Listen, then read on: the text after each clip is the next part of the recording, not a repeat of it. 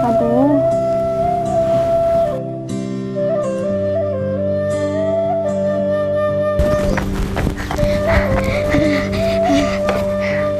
Sabarnya, asyik lambat je. Nanti adik pergi sekolah kena marah pula dah cikgu. Sorry lah. Tadi abang buat kerja sekolah tadi. Mujur yang bagi tahu tadi. Tak, masalahnya sekarang ni abang asyik lambat je. Hari-hari adik kena marah dengan cikgu tau.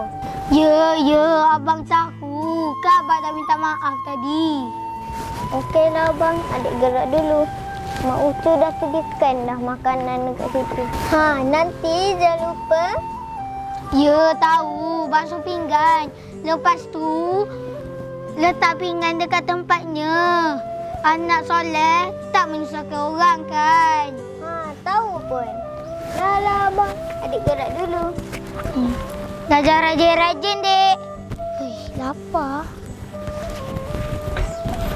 Tinggal beg. Dia lah aku ni.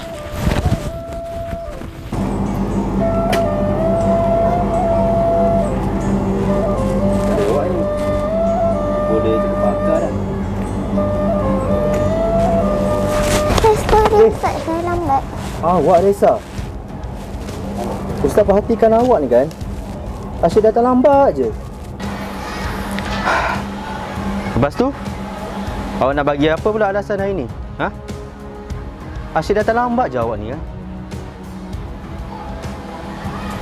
tengok. Hei. Apa nak jadi lah si Raisa ni?